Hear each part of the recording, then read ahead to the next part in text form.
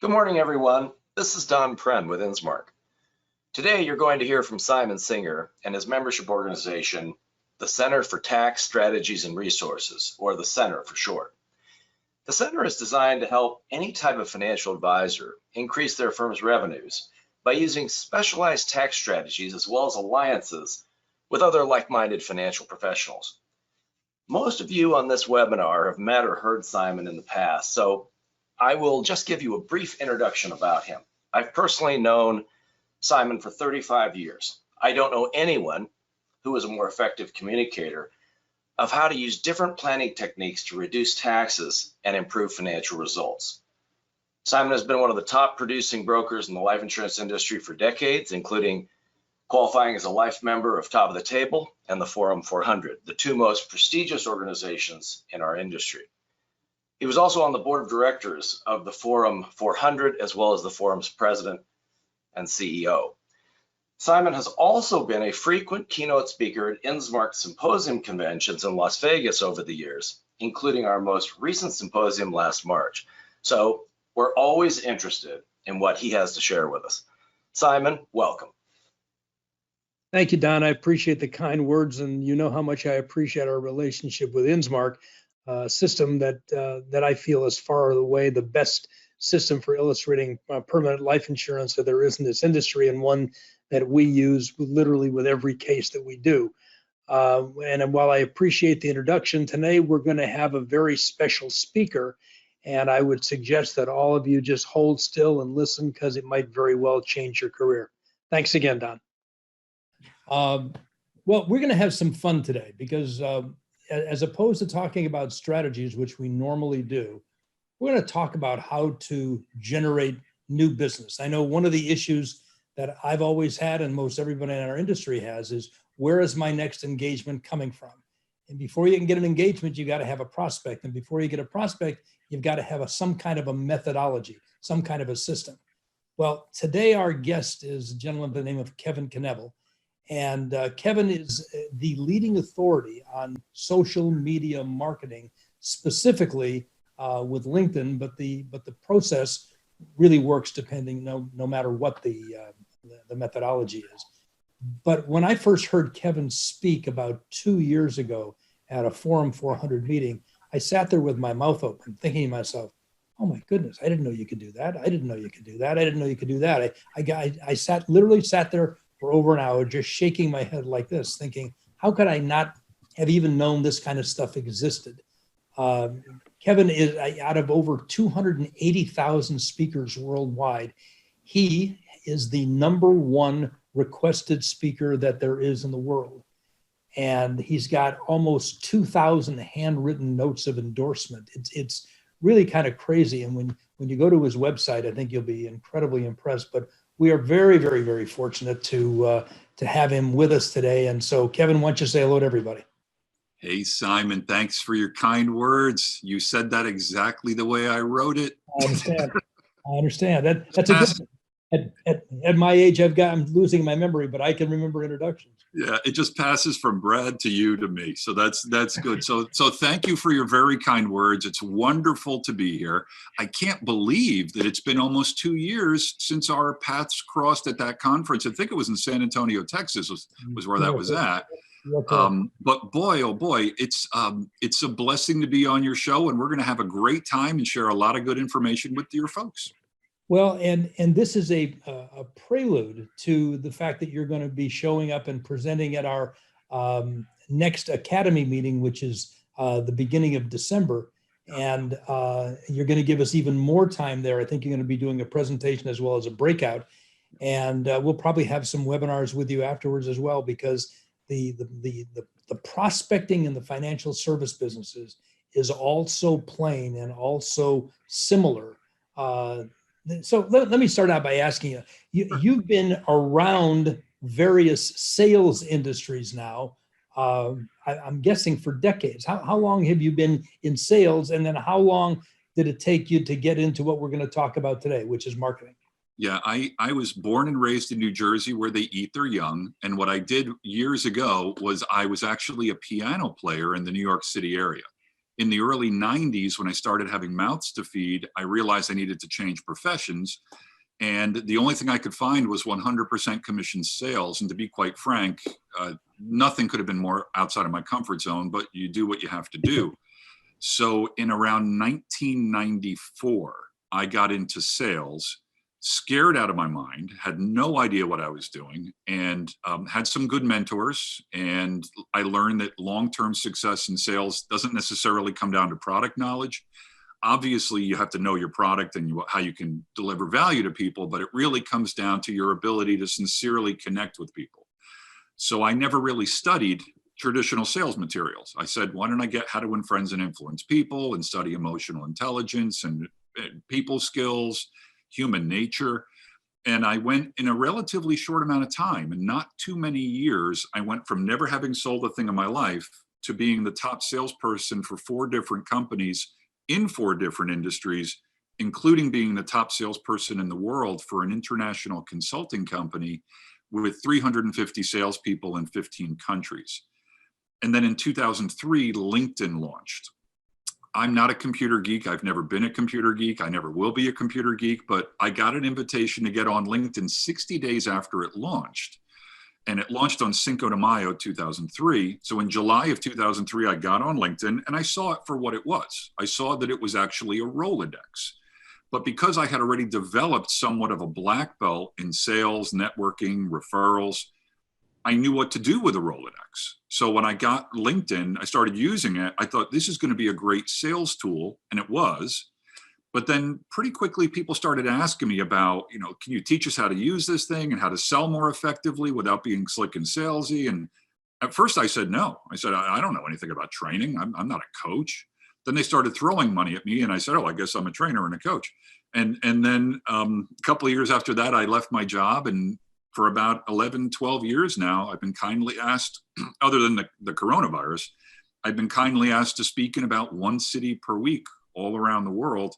And a large percentage of my business is our financial advisors, insurance professionals, general agents, FMOs, IMOs, EIEIOs, wholesalers, broker-dealer. I mean, I've learned your industry. I don't come from your industry, but I work with people in your industry multiple times every day. So that's my long-winded answer. But sales are simple. Yes. Gathering credibility with a client is universal, no matter what it is that you're selling. Correct. People have to trust you and they have to like you. That's not necessarily always the easiest thing to accomplish. And the varying levels of which to establish credibility. I personally was always a horrible prospector. Yeah. And I can't remember ever getting a sale from a referral from a client to another client ever. I don't think I ever converted that. And we have one of our members that has just a marvelous program for conversion, obtaining the referral, and I'm thinking myself, very similar to my exposure to what you do. Yeah. That those things aren't that complicated once you understand that there's a process to everything. I mean, just everything. That's absolutely true. Yeah. What I noticed years ago is that success in sales really is just a simple 3-step system. And so the things that I work with my private coaching clients on, or the things that I stand on stages and talk about, it always goes back to these 3 steps. And then depending on how long I have, if I'm on stage and I'm doing a full day boot camp, I can fully flesh this out. If I'm on a quick interview with somebody for 30 minutes, then obviously I hit it from a much higher level. But there's really only 3 steps to succeeding in sales. And when I explain this to people, they initially often think that I'm grossly oversimplifying it, but I'm really not. I'm just getting down to the heart of the matter. We can unpack any of these 3 steps as much as we want, but it's really just 3 steps. The first step is, number 1, you have to have the ability to identify the people that you would like to do business with, and the people that you would like to do business with have to have the ability to find you. Now that we have this new thing called the internet, I hear it's going to be big. That's the least of our problems. And I can show you on LinkedIn in a couple minutes how I can find your ideal prospects down to eye color. So number 1, you have to find the people or enable the people to find you. Number 2, you have to engage them in a conversation without them telling you to go beat it and get lost. What I've noticed over the years is that's the step that most people need the most help with, because they're operating under some fundamental beliefs about how business works, which are not true at all. So number two is you have to engage the person in a conversation in a manner that they don't tell you to take a long walk off a short pier. And then once you've done that, you're probably closer to the goal than you even realize, because there's only one step left. The last step is you have to have methods, and I teach very simple and effective methods, to stay top of mind while increasing the know, like, trust, so that when you feel that enough know, like, trust has been established, then you can make the pivot to business and how your services could help them. What I just gave you there in 90 seconds is a very fast, high-level overview of what I teach. Of course, we unpack each of those steps in different ways, but it's never any more complicated than that. And matter of fact, I stand on stages and I challenge the audiences. I said, if anybody could show me anything simpler than these 3 steps, please show me. I've never had anybody ever show it to me, because it's really just 3 steps. It's like gravity. It's the business equivalent of gravity. Does that make sense, Simon? Yeah, no, it makes perfect sense. But what I found as you started espousing this knowledge, I found myself shaking my head like this again, which is the same thing that I did in San Antonio, Texas. I'm sitting there shaking my head going, okay, what's the next jewel that this gentleman is going to give us? So keep talking for us, Kevin. Well, nowadays we have this thing called LinkedIn, right? So what is LinkedIn? It's a database with over 700 million people, 2 to 5 new people per second. I'm a very simple man. I don't see the reason to complicate anything. If you're going to go fishing, go where the fish are. So the fish that the people that your audience, the fish that they're looking to reel in, they're on LinkedIn. Now, they're also on Facebook, Twitter, Instagram, Pinterest. But if you put a gun to my head and you said, Kevin, I'm only willing to invest 15 minutes per day in social media to grow my practice, where would my time be best spent? I wouldn't have to go sleep on that and think about it. It's LinkedIn. That if you're going to go fishing, go where the fish are. Now, you and I know, Simon, because you're 59 and I'm 55, you know that we only have one chance to make a good first impression. And that's true. That's true everywhere. Whether you're making the first impression on the telephone, on email, face-to-face, it doesn't matter. But if you go and look at LinkedIn, you will find, I will tell you this because I think I have credibility to make this statement, probably 95% of the 700 million people on LinkedIn have LinkedIn profiles which do not clearly convey to the viewer the credibility and the value the individual brings to the table, which is just a fancy way of saying they're blowing the first impression. Yeah. So what people in the industry need to understand is you don't have a crystal ball. You don't know if somebody's going to get a first impression of you from your website. You don't know if it's going to be from this. So you have to stack the deck. You have to make sure your LinkedIn profile really portrays you in a light that you're a value generator, okay? So when I work with individuals and organizations, we always start with LinkedIn profile optimization, because if they're going to use any of my strategies, it's reasonable to assume that they're going to attract more visibility. Well, if you're going to get more visibility, you want to make sure that you're showing up looking like you're not looking like an idiot, right? So I always start with people on making sure they're delivering the best first impression. And then once we get past that, then we can get into strategies about how do I identify my prospects? How do I receive more referrals from existing connections? I mean, there's so many different avenues that we could go down. Am I answering what you were asking, Simon? Well, I think, I mean, I remember in one of our conversations while we were talking, you asked me where I went to school, and I think I told you where my high school was because I never graduated from college. In fact, I think I shared with you that one of my corporation's names are the initials BFHS, which stands for barely finished high school. But I was very fortunate. I did go to school. I just went to school with a lot of very superior, high-level advisors who were willing to spend time and train with me. Just a different kind of school. Let me ask you a question. So, is this type of marketing? I'm assuming it's applicable to an individual. Can we pare that down to the type of individual that gives us the best chance? And then is it applicable to a business, the type of business that we're looking for? Is it applicable to a professional the type of professional that we're looking for in the geographic areas that we're hoping to accomplish. I mean, how far down can I go in creating a vision of who it is that I would like to talk to?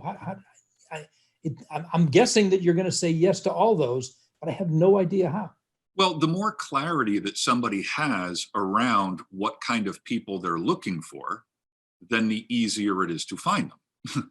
So, if somebody's willy-nilly, oh, I just want business owners within 50 miles of Los Angeles. Well, I can find you a ton of, you'll never get to all of them. But if you said to me, I'm looking for business owners that are running companies with 11 to 50 employees, and the business owners own the business for at least 10 years, and it's in this particular, one of 147 industries that LinkedIn has, and I want to make sure that they went to Rutgers University, and I'd like to know that they enjoy golf. If you told me that, it would take me less than 60 seconds to set up those search parameters on LinkedIn and put it on autopilot. And every time somebody fit that search parameter, LinkedIn would email you. That's nuts. I mean, it is nuts. Yeah. This is one of the reasons why I've helped my clients generate in excess of $400 million in sales and referrals, because I take what would be perceived as a very complex thing and make it very simple. But when you think about it, it wasn't that long ago, for some of your viewers, it might have been yesterday, that people were buying pre-scrub lists from Dun & Bradstreet or Hoover's or whatever, and hoping the data was real. You don't need that anymore. That's a waste of time and money. Go on LinkedIn. It's the world's largest self-updating real-time Rolodex. What information would be more accurate than LinkedIn? This is where these people are updating their resume, updating their profiles. So, but what I'm describing to you and to your viewers and listeners right now, I'm going to say something extremely firm, but I'm going to say it as lovingly as I can. Thank you. If we stop the interview right now, what we've said in the last couple minutes is more than most people in your industry even know. But it's not because people in your industry aren't intelligent. It's because there's 100 other things competing for their attention. When I work with my private coaching clients, I show them things and they go, oh my God, this is like science fiction. And I go, yeah, and imagine this. There isn't you don't have a competition within 100 miles of you that even knows that this even exists, let alone is using it. So what you're providing to your community through this interview and through other forms of value that you generate, this will put the viewer miles ahead of their competition if they utilize it. If they don't utilize it, they're a fat person with a gym membership. So, and there's nothing wrong with that, but you can't, if somebody's showing you how to find your prospects down to eye color and you choose not to do it, so be it. But you can't complain after that point, right? So, Kevin, that is so logical that there is a system and a method to expand on focusing in on exactly the kind of person or business that you're looking to market to. The concept of, guys, you haven't paid any attention to what's on your LinkedIn page so that you're an attractor as opposed to something that pushes people away. That makes too much sense. So confuse me again. Keep going. So I'm going to say a couple things that are going to be very counterintuitive. I tend to be somewhat contrarian. I don't really do any prospecting or marketing whatsoever. I create, nurture, and deepen conversations and relationships. And I'm not being clever with my words here.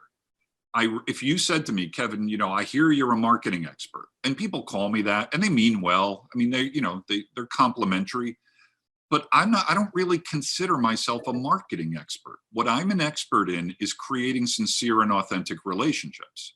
If you're good at that, I guess that makes you a marketing expert, I guess, but I never studied marketing. I have actually, to be quite frank, I'd rather crawl over barbed wire naked than talk about marketing.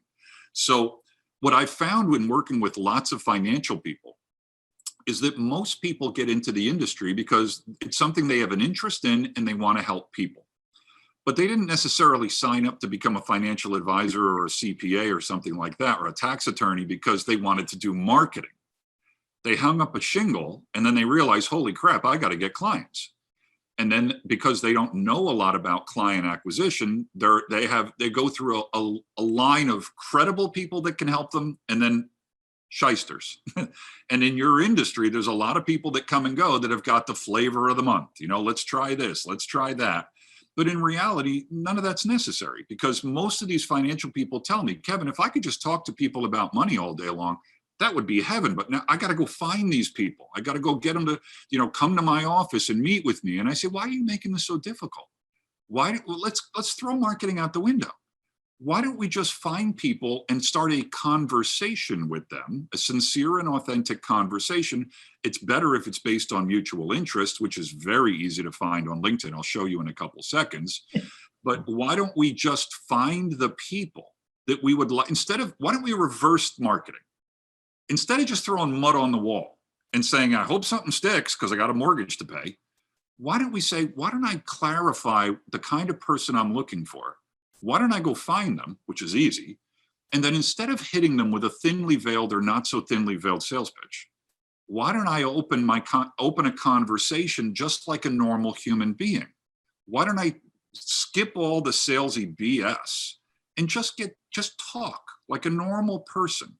So I'm going to sound like Yoda for a second, and then I'm going to shut up, but I'm not trying to be Yoda. The number one piece of feedback I get from my clients is, Kevin, I learn a lot from you, but where I get the greatest value isn't in the learning, it's in the unlearning. And when they first started telling me that years ago, I was like, what are you talking about, the unlearning? And they would say things like, you have shown me numerous things that I do all day long with good intentions, but things that are actually shooting myself in the foot.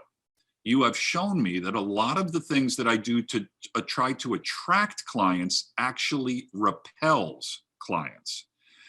But until they see it for themselves, nothing's going to change. So the moment that a client sees that the things that they're doing are actually inhibiting their business, you don't have to tell them to stop. They're going to stop because they're not stupid. But the irony or the paradox here is that there are so many things that business people do all day long that literally slow down the growth of their business, but they're oblivious to it. They're clueless. And almost all of these things come back to conversation skills. Almost all of them. Well, Kevin, one of the things that I've noticed you do well is you ask intentional questions, and then you listen to the answers and attempt to really understand the answers so that you can move forward and ask the next question, which moves the conversation along. Yeah. And that's not what our industry trains. Our industry in financial services has become numbers on a page. Yes. And when you said earlier, the idea of the month or the strategy of the month or the product of the month, that's what they do. I know. And every sale that people make, every single one, is based on the fact that they were able to, because look, nobody woke up this morning. I basically, I make the majority of my money selling life insurance. I make a lot of money in fees, but mostly selling life insurance. Nobody woke up this morning saying to themselves, if I could just find somebody that could sell me a $10 million life insurance policy today, my life would be complete. Nobody. And my father did not bounce me on his knee saying, I want this boy to grow up to be a life underwriter. Those things just didn't happen. So how do you go from A to Z? First, you got to find somebody, and then what the heck do you do with them when you find them? And the answer is, as you're referencing, is have a legitimate conversation. And I think what I'm hearing you say is that's the initial basis of using the marketing techniques that you're going to teach us. Is that correct? Yeah, that is correct. There's let me make a couple comments on. Let me say a couple things which might add some clarity. Everything that I speak, train, coach, and consult on, whether I do it for an hour or whether I do a 2-day boot camp, it always comes back to one fundamental sentence that I heard from a gentleman named Bob Berg back in 1994. This is the sentence: all things being equal, people will do business with and refer business to people who they know, like, and trust. Now, no intelligent person would disagree with that, because that would be the equivalent of denying the existence of gravity. It's very self-evident. But here's what's interesting. I walk on stages all around the world, and within the first 5 minutes, I always look at the audience and say, is there anyone in the room that would disagree with the statement that all things being equal, people will do business with and refer business to people they know, like, and trust? I've never had anybody stand up and say, you're wrong, because I'm not wrong, I'm right. And then I look at the audience and I go, well, if you think that that's true, how much time have you invested lately deepening your understanding of know, like, trust? And it's crickets. It is deer in the headlights. And what's interesting about that is this, just the complete disconnect between what they said 1 minute ago and literally 30 seconds later. Absolutely, Kevin, all things being equal, people will do business with and refer business to people they know, like, and trust. Well, listen, Einstein, if you know that's true, then wouldn't it be intelligent to spend like the vast majority of your time not on the all things being equal part? That's your product knowledge. It would be infinitely more intelligent to invest time in how do I deepen my understanding of sincere and authentic know, like, trust. This is so obvious, but it goes over people's heads. They don't see it. So what I tell people is, for every minute you're trying to figure out LinkedIn or whatever, why don't you spend 5 minutes going back to Dale Carnegie's How to Win Friends and Influence People? Because I don't care how much the technology advances, it's always going to come back to all things being equal, people will do business with. And it's not all things being equal, people will do business with people they know, like, and trust, as long as there's a Republican in the White House, or as long as there's not COVID, or as long as it's not the East Coast or the West Coast. There's no conditions. It's unconditional. So because maybe I'm just a simple thinker, I'm a couple fries short of a Happy Meal. When I heard that statement in '94, it literally changed my life, because I said, if that's true, then it doesn't matter what I sell. Because if I just figure out my product knowledge based on whatever I'm selling at the time, as long as I'm spending most of my time deepening my understanding of sincere and authentic know, like, trust, I'm going to win. And I have. I was the top salesperson in the world for 4 different companies in 4 different industries, God's sakes. I've done no prospecting or marketing with my speaking, training, coaching, consulting business ever. Every speaking engagement I've ever delivered, every coaching client I have ever worked with, they came to me. But that sounds arrogant, but it's not arrogant. It's just validation of what I'm saying. It's confirmation. It doesn't go, marketing isn't important. What's important is conversations. If you can't engage in a conversation with somebody, I don't care how slick your marketing is. I don't care if you could smell colors and realign the planets. If you can't get somebody to speak with you, you're out of business. You just don't know it yet. So what most of my time is spent helping financial professionals get back to being a normal human being that can just have a normal conversation with people. And then once we start to get them into a conversation, I have methods that are very simple to nurture that. And then when you feel that some know, like, trust has been established, then bring into the conversation how you could help them with their services. It's very similar. Brad, you're there, Brad? Yeah. Yep. You have a spouse? I do. Kate. What's your spouse's first name? Kate. Kate? Yep. When you first met Kate, wherever that was, I don't care where it was, were you attracted to Kate? Without a doubt. Did you grab her and start kissing her? She was behind a counter at the bank, so that probably wouldn't have been a very good thing to try. I want to. But you wouldn't just grab a stranger that doesn't know you just because she's pretty and start trying to kiss her, right? I most definitely would not. Now, please listen closely to what I'm about to say, folks. You're going to think I'm trying to be funny. I'm not. How come everybody watching this right now knows it would be absolutely asinine to grab somebody that you don't know and start trying to kiss them, and then you get into business and you start walking up to strangers that couldn't pick you out of a lineup, and you start hitting them with your elevator pitch or whatever form of BS you have? Why don't you just do what you did with Kate? I would predict that what you did with Kate was you started a conversation. I'm going to guess it escalated to a movie or a dinner or a cup of coffee. But you want to know something, Brad? At some point, you knew it was time to kiss. You didn't have a flow chart that said after 3 dates and $247 spent on popcorn and movies, that's when I move in. No, it was a feeling. What most people in business don't understand is that business is conveying a feeling, right? Know, like, trust is a feeling, okay? So at some point you kissed Kate, but you didn't think of it in the clinical terms I'm laying out right now. You didn't say to yourself, does she know me, like me, and trust me? Should I kiss her? It was just pure hormones, right? So now, have you had children together? Yeah, we have 3 sons. I'm guessing it went beyond the kiss. So what most people need to understand is that in your personal life, you just have some common sense. But I see almost everybody in business, the moment they go to work, it's like they turn off the common sense. Most people in business aren't just trying to kiss on the first date, they're using tongue. And then they wonder why they're getting slapped. And they go, what do you mean getting slapped? Well, I can assure you, if you have phone calls that don't get returned, if you have emails that go into a black hole, and if you have prospects that join the witness relocation program, it's because you're trying to kiss before it's time to kiss. Okay. Did any of that make sense? I'm ranting. It's a great way to get a restraining order. It's not a great way to get a client or a spouse. So it's a great way to stay broke. That's right. Well, and what I think I was hearing also is that you need to start that process from the beginning. And we never started, let alone starting it from the beginning. So you're going to show us how to do this in a few minutes? I'll be happy to. I'd be absolutely. But let me make one disclaimer.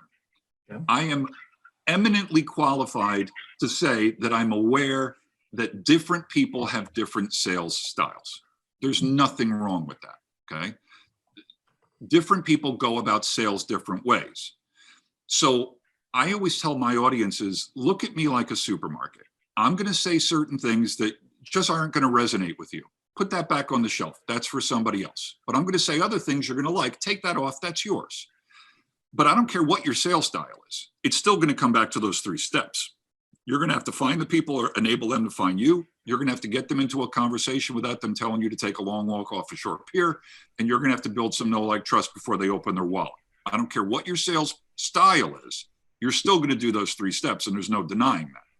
Well, So anything that I'm about to show you, I have to put that disclaimer in.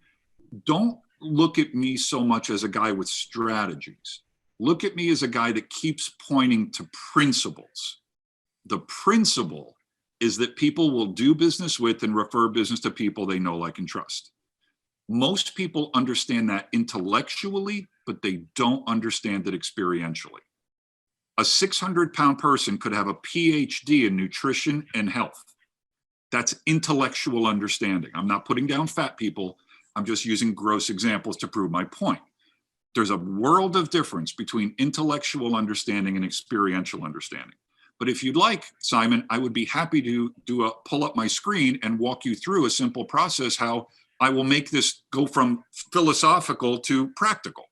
Yeah, I'd like to do that. But first, what we want to do is we want to share with folks what's coming up in the next 2 weeks. Brad, you want to take over for me, please? Yeah, we have, if you like what you're hearing today, and I'm sure you are, because it made me revisit my 34-year marriage with my wife. And it was a date that got out of hand. But while I have the mic, I will also say this. You talked about profiles. My profile was good. When I was going into that bank, I made sure it was with a good commission check. I was dressed nicely. My car was clean. I mean, it's that first impression, right? And it's lasted in a date that got out of hand 34 years later. So, okay, we have an upcoming event. It's our Academy for the Center for Tax Strategies and Resources, and it's going to be held December 7th through 9th. Now, in the past, we've always done these shows in a live venue, either Vegas or California. Because of COVID, obviously, we're doing this virtually, but we have an unbelievable amount of content that would help you increase your practice income. And Kevin's one of our speakers and part of our faculty. So if you like what you're hearing, and you're going to hear a little bit more here before the program's over, you will definitely see a lot of Kevin at our upcoming Academy. So it's December 7th through 9th, 8 a.m. to 3 p.m. Pacific time. Our ending time is approximate because sometimes we may run a little bit long if questions come up and that type of thing. To register, you can do it one of 2 ways. You can go to our website, which I suggest you take a look at anyway. It's www.yourctsr, stands for Center for Tax Strategies and Resources, yourctsr.com. Or you can just, for those of you that are tech savvy, you can just click on that scan me box and it'll bring you right to our registration for upcoming events. It's $495 to attend the Academy. You will definitely walk away with information that will allow you to increase your practice income almost immediately. If you register in the next 48 hours, there's a promo code you can use. It's LSS10. That'll save you 10%. We'll pop this back up again later in the presentation. You can also reach out to us by calling 877-258-2837 to find out more about membership and how we can help transform your practice. Or you can email us at thecenterteam@yourctsr.com. So heck of a show. We'll talk a little bit more about some of the other speakers that are coming up and all that toward the tail end of the program, but plan on joining us. It will make your 2021 blow up. All right. Yeah, it's about 21 hours of content. Let me answer the question up front. It is not qualified for continuing education. We're more interested in the quality than meeting some bureaucrat's idea of what we need to know. There's going to be technical stuff. We've got 3 tax attorneys. We're talking about doing tax reduction plans because that's appealing to business owners and retirees. It's investments, it's tax law, it's insurance, it's anything you can think of. And Brad's right. We'll go through a bit more in a while. So, Kevin, thanks for being patient with us. Take us through some things. And I'm honored to be part of that coming up in December. That's going to be a lot of fun and tremendous value. So why don't I jump onto LinkedIn real quick here, Simon, and show you a couple things. It's important for you and for the viewers to realize that if I had more time, I could go deeper. So I'm going to do this high level, fast and dirty. Okay. But there's a reason why sometimes I deliver full day and sometimes multi-day boot camps, because this is a big subject. But again, although it's a big subject, it's only going to come back to those 3 steps.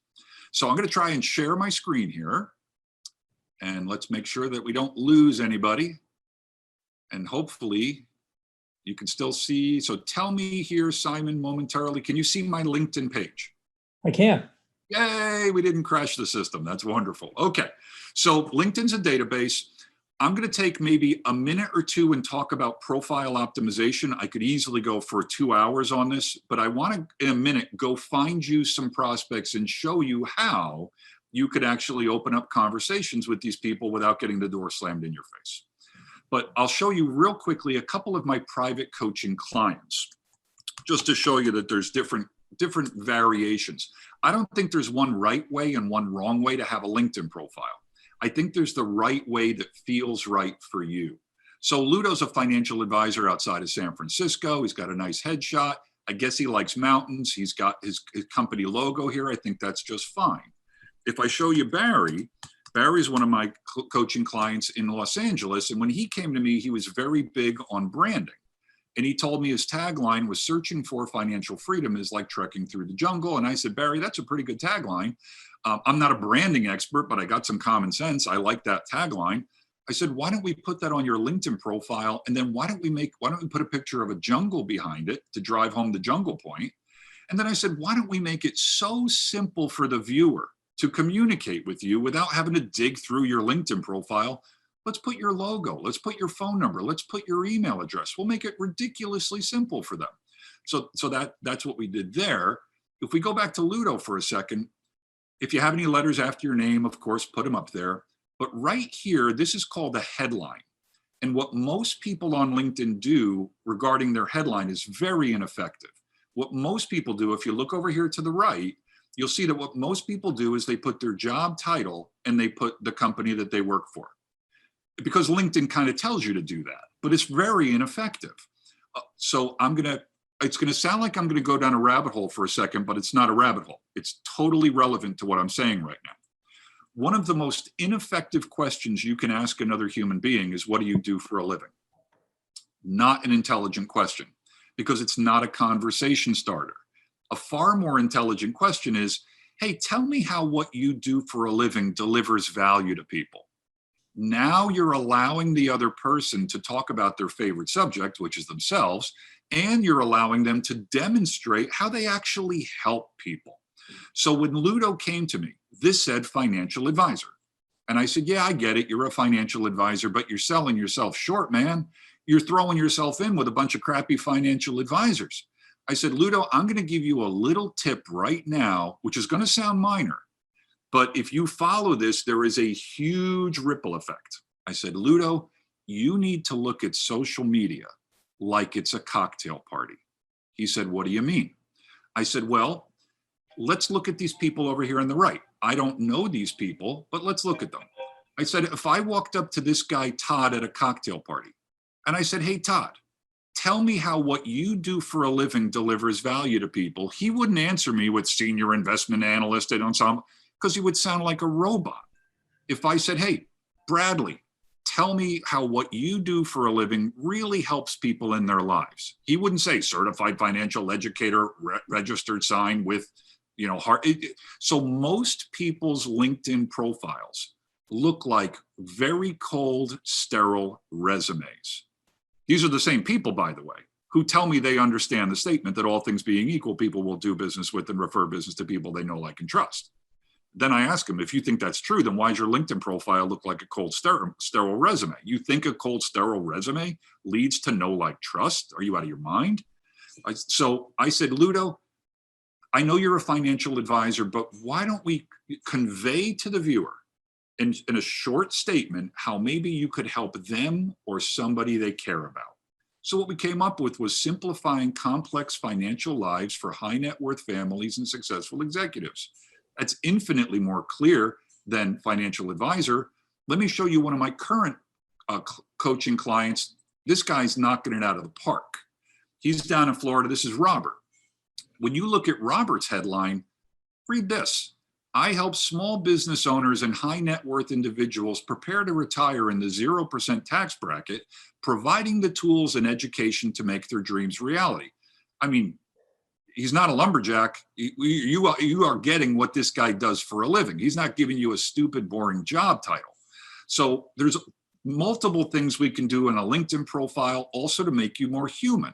I said, yeah, tell me about how you used to be a pastor and you became a financial advisor and you got your Series 6 and all that. But Robert, to whatever degree you're comfortable, tell me what you do in your local business community. So he's on a board, he's with the Rotary Club. And then I said, to whatever degree you're comfortable, tell me about what you do for fun when you're not working. So he says, I teach Sunday school. My wife, Angela, and I have some kids and grandkids. I like to travel. I like to ski. I like to go boating. When I initially teach people this, the people that are watching this video, some of you right now are thinking, oh, Kevin's trying to make me warm and fuzzy. Oh, no, I'm not. You're going to see in a couple seconds when I help you go find the people you want to do business with, that these keywords are the key to everything. You're going to see that in a couple seconds. So again, if I had more time, I'd get into the experience, but we don't have time for that. So I'm going to use you as an example, Simon. Is that okay? Sure. I'm going to pretend that I'm you for the next couple minutes. I told you that I'm teaching a 3-step system. I've always wanted to be 6'4", by the way. Everybody looks up your nose. It's not easy, so, but I can see everybody's dandruff, so it all evens out. So I'm going to take you to a part of LinkedIn that you've probably not seen before, but I'm going to advise those of you watching this video right now, for the next couple of minutes, don't get bogged down in your head thinking, how did he get to that page? What button did he click on? What lever did he crank? That's just technical stuff. I could teach you that in 5 minutes. I want you to sit back and just watch what I'm going to do without trying to analyze it. Just sit back and listen to it the way you'd listen to a piece of music. When you put on Mozart or the Beatles, you're not putting it on to do a harmonic sequence analysis. You're putting it on for the way the music makes you feel. So I'm going to take you to a thing called LinkedIn Sales Navigator. This is not a free version of LinkedIn. This is a version that costs a little bit of money every month, but the price is a joke compared to the ROI. And to make this so that it's not a canned example, I'm going to be you, Simon. So let's pretend that we've optimized your LinkedIn profile. It looks fantastic. It's really conveying the value you bring to the table. Okay. You come into work on Monday morning and you say, I'd like to have some more clients. Now, there's many ways to do that. Let me show you one of those ways. Let's go to Sales Navigator. Let's go here. And now let's go to leads. Sometimes LinkedIn acts funny, so I'm going to restart that. Just bear with me because I've got Zoom controls up here on my dashboard. So Simon, we go into LinkedIn's Sales Navigator and we say, okay, I would like to search through the 700 million people on LinkedIn. So here we go. There's about 24 filters which we can combine in an almost unlimited number of ways. I'm going to start with geography. I know that, Simon, that you don't have geographic limitations. You can work all over the country. So just for kicks, I'm going to start with California. Now, I could put in here a state, a city, even a zip code if I wanted to. I'm just going to type in California. LinkedIn's predictive intelligence is telling me, Kevin, we'll find you all the people in California. But if you specifically want to go down to Alameda or you want to go to, San Jose, I say, nah, let's just do California. So now LinkedIn's telling me there's over 17 million people in the state of California that have a LinkedIn account. Then I say, okay, now Simon, now's when I need your feedback. Just give me in 10 seconds or less, is there a certain job title of people that you're looking for, a certain industry? Give me a ballpark. Independent orthopedic surgeons. Okay, so let's go to industry. LinkedIn supports 147 different industries. I'm going to go to industries. It's showing me some of the 147. You just described orthopedic surgeons. So I'm going to call that medical practice. Okay. In the state of California, there are over 240,000 people that on LinkedIn that have put themselves into the medical practice category. Now I'm going to go down to job title. In job title, I'm just going to type surgeon. I could type orthopedic surgeon. Well, let's do orthopedic surgeon. I'm going to start typing ortho, and it comes up for me. So now I click orthopedic surgeon, and I have 398 people on LinkedIn in the state of California that we know for a fact. What if I took out medical practice? I want to see if this number changes. It more than doubled, which is an indication that many of these people don't even know how to put themselves in the correct industry. But let's not hold that against them yet, okay? But there's no denying that in less than 10 seconds, I found 872 people on LinkedIn who have in their current job title orthopedic surgeon in the state of California. Now, if you said to me, I want to find orthopedic surgeons that have been orthopedic surgeons for more than 10 years. I want to find the ones that have been at their current company for a certain amount of time. I want to find the ones that speak Spanish. I want to find the ones that went to the same college I went to. I mean, I can do this till the cows come home. But now let's go back to something I told you 10 minutes ago. I didn't tell Robert to put into his LinkedIn profile that he likes water sports, snow skiing, traveling, and fishing just because I had nothing better to do. I did it because your LinkedIn profile should really convey to the viewer not only who you are professionally, but just who you are as a well-rounded person. So Simon, I'm going to ask you a question or two, but it would be good for your listeners to know that I never ask trick questions. These are not trick questions. I just found 872 people. In a second, I'm going to go look at them, okay? But let me ask you a question that's not a trick question. If I lined those 872 people against the wall, and I said, Simon, I want you to go try to start conversations with those people. You could do it. You're a charming guy. You know how to form sentences. You're pretty smart. But if you knew that there was a subset of the 872 that have at least one, if not more than one thing in common with you, wouldn't it make sense that it would be easier to start conversations with the people that you know you have something in common with? Sure. I think that would make common sense. So let's go up to where it says keywords. Simon, I know you a little bit and I'm getting to know you better, and I think you're a pretty cool dude. You strike me as a normal guy. You probably like good food, traveling, concerts, movies, single malt scotch. I don't know. Do you like to travel? Not as much as I used to, but okay. You can use it. Let's type travel into keywords and see how many of these 872 people have the word travel in their LinkedIn profile. There's 5. What if I put wine? There's 0. What if I put football? Now, again, I'm looking at orthopedic surgeons, okay? Yeah. So football might be related to how they help people. I don't know, okay? But what I'm demonstrating to you is that LinkedIn is a database on steroids, okay? I can go in here and I can play with keywords all day long until the cows come home, okay? So if I'm going to put in here, again, I'm working with a small number and I'm doing this very, very quickly, okay? So if I get rid of all these, I've got my 872 people. If I put in here owner, I'm just going to put owner because you own your own business. Sure. Well, there's 17 people that have the word owner in their LinkedIn profile. Let's go see who they are.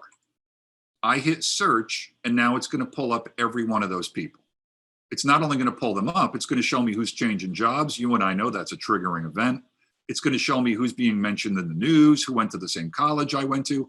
But you're not going to want to rerun this every day, Simon. So watch what I'm going to do next. I'm going to hit save search. And now I'm going to call this California Ortho Surgeons. And I had the word owner in their LinkedIn profile. I want to be notified every day if LinkedIn finds somebody new that fits this search parameter. What you just watched me do was science fiction 10 years ago. I just put your lead generation on autopilot, but let me really blow your doors off. It's actually science fiction right now, though. Yeah. You think that's science fiction? Watch this. Do you see all these different saved searches? I have no interest in any of these. These are saved searches that I have created when I was demonstrating this to either private coaching clients or on webinars like the one I'm doing now. Let's go back to August 26th. On August 26th of this year, I don't remember who I was talking with, but we set up a search for this particular zip code with a 10-mile radius for anybody that has CEO, president, or owner in their job title, running companies with 11 to 200 employees, and they have the word travel in their LinkedIn profile. Now, here's the one I just did for you. There's no new results because we just ran it 5 seconds ago. Right. Well, I ran this one on August 26th, and of course, I came up with whatever it came up with on August 26th. But apparently, between August 26th and today, which is less than 3 months, can you see that number? 1,412. Let me say this slowly for your viewers. There are 1,412 people on LinkedIn that didn't exist on August 26th, and every single one of these people fits this exact search criteria. Folks, this is mind-boggling. You are shooting fish in a barrel. You are a mosquito in a nudist colony of opportunity, okay? So let's go back to yours. I just wanted to see you chuckle, man. That's all I wanted to say. That's okay. That's okay. So now I've got John Kelly, or I got all these people. If I look at John Kelly, I can go look at his LinkedIn profile, and I can go ask myself, does this look like the kind of guy that I want to do business with? It's pulling up his profile. And once I qualify him in my mind as somebody I'd like to do business with, by the way, I've already accomplished step 1 in my 3-step system. I've shown you that in less than 60 seconds. Step 1 is you have to have a way to find the people. Yep. Step 2 is you're going to have to start a conversation with them. So now, if I'm interested in John Kelly, I hit save and I save him as a lead. And now LinkedIn is monitoring him personally without him knowing he's being monitored. What is LinkedIn monitoring him for? It's monitoring him for anything he does that's publicly viewable on LinkedIn. Is he posting something? Is he changing something in his LinkedIn profile? Is he commenting on somebody else's post? Is he having a work anniversary? Is he having a birthday? And once a day, LinkedIn will email you all of the activity of your saved leads. Again, we couldn't have dreamt of this in our wildest fantasies 10 or 20 years ago. And again, for those of you watching me right now, 99% of your competition doesn't even know this exists, okay? So now I'm looking at John Kelly, and here he is. He's John Kelly, the orthopedic surgeon in Carlsbad, California. He's got a crappy LinkedIn profile, but most people have a crappy LinkedIn profile. It is what it is. I'm going to have to figure out some way to start a conversation with this guy. If I send him this message, you want to say something, Simon? I'm noticing 25 connections. Yeah, he doesn't really use LinkedIn. Okay. This is a guy that's really not using LinkedIn. I got you. It's his 25 connections. Okay. Correct. Yeah.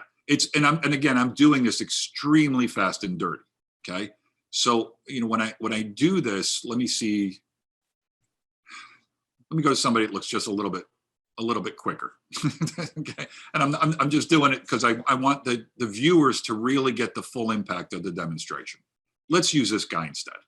Let's use Brian Gilmer. Here's Brian Gilmer, medical consultant, blah, blah, blah, blah, blah. Okay. So now he's an orthopedic surgeon, blah, blah, blah. So now I'm looking at his LinkedIn profile. He's telling me, to whatever degree he's comfortable, he's telling me what he currently does, what he used to do, what he did before that, when he went to school. He's telling me that what frat he was in. He's telling me everything I need to know to build a relationship. If I'm smart enough to know that I'm in the relationship business. There's a reason why I'm slowing down. Well, Because, no, that's interesting. That's like the old story of the train industry, thinking that that's what they were in, was the train industry, as opposed to they were in the transportation business, and the airplane industry overwhelmed them. it goes back to that statement, all things being equal, people will do, but it's because most people, this is going to sound philosophical, but I'm not trying to be Aristotle. The reason why most people struggle in business is not because they're not good at what they do. It's because they're operating under fundamental premises known as beliefs that have no evidence to support them. Yep. A belief by definition is not a fact, because if it was a fact, you wouldn't call it a belief. You'd call it a fact. So most people operate under fundamental foundational premises that are completely erroneous. It sounds like I'm talking philosophy, but I'm not. If you think that the earth is flat, you're going to make decisions based on your belief that the earth is flat. Yep. You remember when they used to have boats with the masts and the sails on them, the crow's nest at the top? Do you know why they originally came up with crow's nests a couple thousand years ago? No. It wasn't because they were afraid of pirates or hitting land, although those were ancillary benefits. The reason they created crow's nests is because they were terrified of sailing off the edge of the earth. So they operated under a fundamental premise. Wait, is that a fact or a belief? That's a fact. but that was a clever question. So now that I've got this guy, let me give you two examples of how I would try to start a conversation with him. What I want you to do, Simon, is tell me which example you think would have a greater likelihood of getting a reply. Okay. Okay. Here's example number one. Hey, Brian, my name's Simon. Can I manage your money? Now, I work with a lot of type A people. And often when I give that example, they go, Kevin, don't be stupid. I'm not that blunt. I say, you're totally that blunt. Your results prove it. You don't even see it. You think that you're more eloquent than what I just said, but you're literally walking up to strangers named Kate and trying to kiss them, to go back to Brad's example. Okay. I say, you need to first realize that what you're doing is retarded. It makes no sense whatsoever. Why would you walk up to a stranger that couldn't pick you out of a lineup and immediately launch into how you're going to make, you're going to help their life? Why don't you just do what you did with your spouse? Why don't you start a conversation? If a person truly believes that all things being equal, people will do business with and refer business to people they know, like, and trust, then the fact that they launch into sales pitches immediately is proof that they don't even understand what they just said they believe. Okay. So obviously example number one is insane. Let's try example number two. What if I said something like this? Hey, Brian, my name's Simon. I was playing around with LinkedIn, came across your profile, noticed we had a couple things in common, so I'm extending my hand in friendship. Notice we both live and work in California. Notice we kind of run our own businesses. Notice we have a couple mutual friends, even though we've never met before. Notice that you do work in medicine. I do work in some ways in medicine also. If you're ever in the greater Los Angeles area, give me a shout. I'll buy the first round at Starbucks. Hope you're having a great day. P.S. If you notice any people I'm connected to that you might like a warm introduction to, I'd be happy to discuss that with you at some point. Have a great day. Now, I don't have a crystal ball, but I've been doing this every day for 17 years, and I know that I have an 87% response rate on my first attempt at a conversation. Let me repeat that. I know that I have an 87% response rate on my first attempt when I'm trying to start a conversation with another person. Notice I'm not saying on LinkedIn. LinkedIn doesn't matter. I have an 87% response rate, whether it's email, phone call, smoke signals, toucans in a string, or LinkedIn, because a communication tool is only as effective as the communication skills of the person using the tool. So most of the people that are trying to use LinkedIn to grow their businesses, they're playing the wrong game. They're thinking, I got to learn more about LinkedIn. Well, how much time did you spend studying your transmission today? You still know how to drive the car without being a transmission expert. So what I spend most of my time with my clients on is improving their conversation and relationship building skills. Helping you find the people is like shooting fish in a barrel.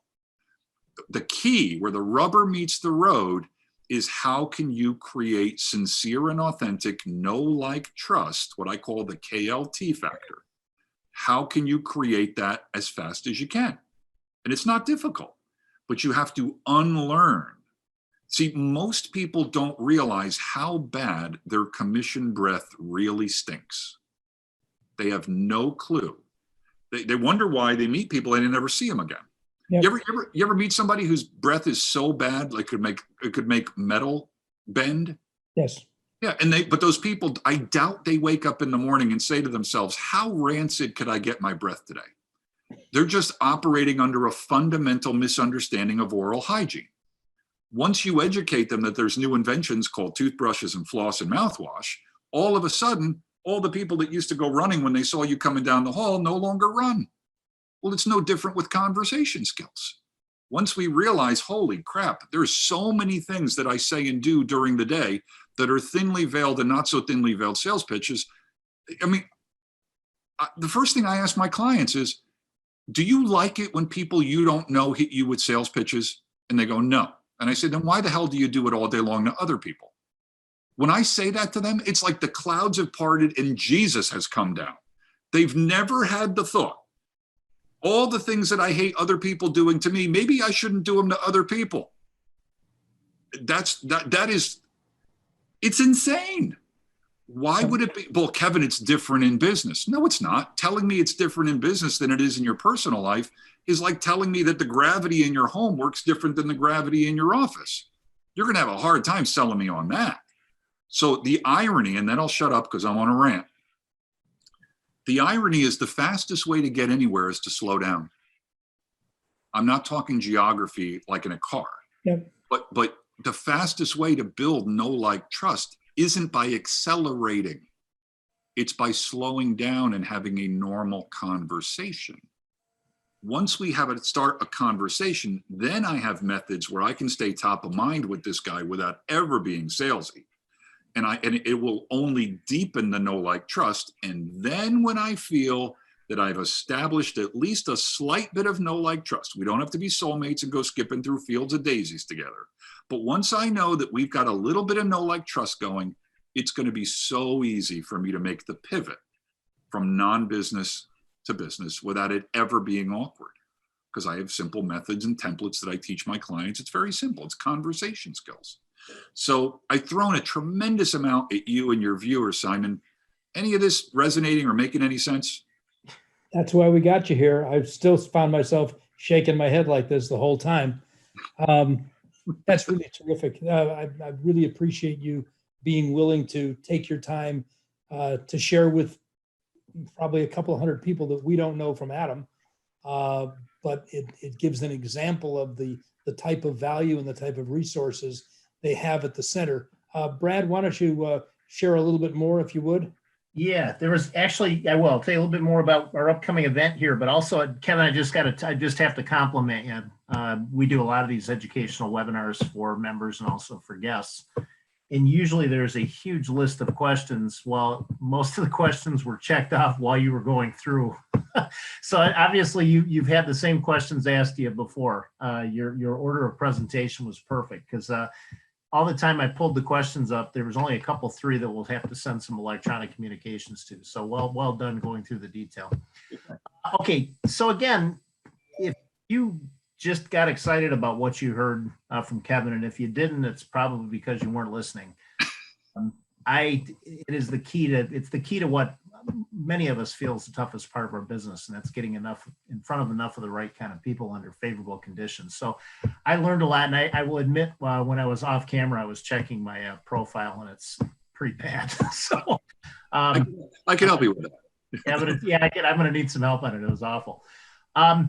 Actually, join us for our upcoming academy. Again, that's going to be, and Kevin will be one of the speakers. And the nice thing about these academies is there's more time to get deeper into a subject than what we're able to allot for these vignettes that we're doing. Bradley, we had 125, 130 at the at the last academy we had?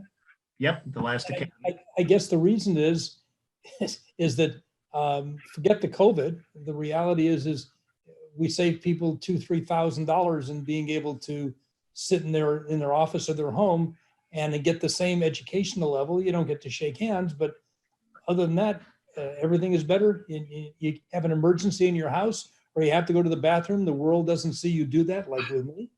No, we deleted that part out already. Okay, good. This is it's a really good point, Simon. We were nervous, to be honest with you, because we were so used to doing live events, and we were kind of nervous about going virtual. Didn't really have an option, and I have had more phone calls from existing members and from potential new members saying, I don't know if I ever want to go back to that again. It's so much nicer. I can get some stuff done later in the day and get the same level of education. So, okay, so this academy is going to be December 7th through the 9th, starting at 8 a.m. and runs till about 3 o'clock Pacific each day.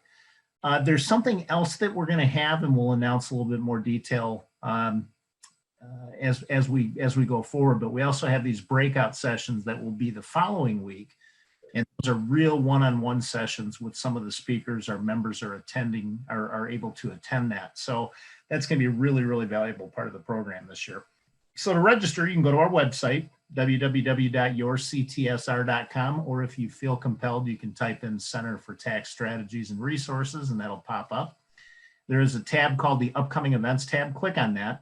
It'll drop down and give you information about the event, or go over to that scan me code there and it'll pop up on your phone. It's $495, which is a mere pittance, but that $495 will be even less of a pittance if you apply promo code LSS10. You'll save another 10%.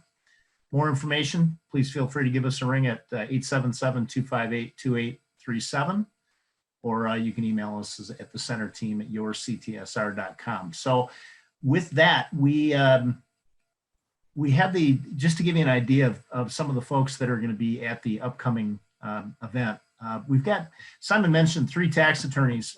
Those of you that have never heard Bruce Givner speak or Joe Strazzeri, they're amazing. They're the top in their field, and they spend so much time with our members and bring in ideas and concepts that you can increase your practice with and have that kind of access to folks that, I think, what does Bruce get, like $750 an hour, Simon, something like that?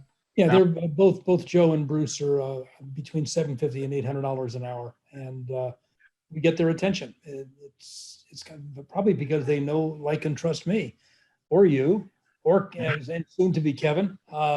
We got Kevin at the top of that list too, because you are the #1 speaker in the world, #1 business speaker in the world, and that's kind of nice to see you up on our faculty. So we're excited, very excited to have you there. We've got Vince Dodano, who's an all-time producer for Guardian. And then you can read the list that's on there. We have another tax attorney, Walt Dallas, on tax reduction plans. Rick J., who is an ESOP expert for the United States, does a wonderful job explaining that strategy. We've got a couple of our members that are experts in various areas who have volunteered their time to talk to everybody. We've got Mark Pace, who Simon mentioned earlier, probably the best guy I've ever heard on getting referrals from existing clients. Steve Pasek, who is a CPA with his master's in taxation, who does tax reduction plans for our clients, for our members' clients. Dr. Vicki Rackner is the head of our advisory board for the Doctors Academy of Economics, which is one of our subsidiaries for working with medical professionals. And Dan Zeppelin, who has those of you that paid attention to the webinar we just did with him the day before, a couple days back, he does a wonderful job on senior settlements and actually takes these policies to bid. So that is just a sampling, but it is an amazing couple 3 days that really can help transform your practice and take you up to the next level. So we would love to see you there. And I normally at this stage go through a bunch of questions, but they were kind of getting checked off as you went deeper into your well-prepared mini presentation. We have a couple other questions, but I know we've run real long, so we will reply to those electronically. And would love to see you if you want to make a difference in your practice, you want to kick things to the next level, if you want to be able to hang with people like Kevin, who obviously is a crazy smart expert in this industry, and you're also very easy to listen to. And so when this thing's over, I'm going to go up and give my wife a hug, and it kind of reminded me of the first dating process. So I'll try to get back to that. So thank you for that wonderful memory. Well, you closed the deal with her, and you kept it closed for at least 34 years. That's pretty good. It's not bad. It's not bad. Yeah, no, we're good. Kevin, All right. I can't thank you enough for spending the time, and we'll talk again in another week or week and a half or so. Sounds good to me. Thanks, Simon. Thanks, Brad. It's great talking with you guys. Everybody, the smartest thing you could do right now is sign up for the event in December. It's a no-brainer. God bless. Have a great rest of your night. Thanks, Kevin. Take care, guys.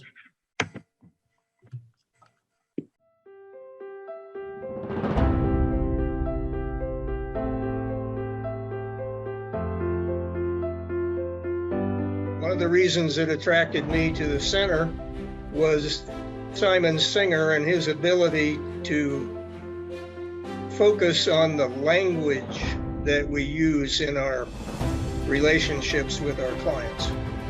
Yeah, what attracted me was really the ability to obtain decades worth of experience and problem solving and solutions in a short amount of time. The way I looked at it, especially with Simon's experience and time in the business, was I could either go put in decades worth of work to get to where he's at, or I could join and learn it all in a short order. So the purpose for me was to try to just use other people's experience and time to accelerate and ramp up my business and get there much sooner.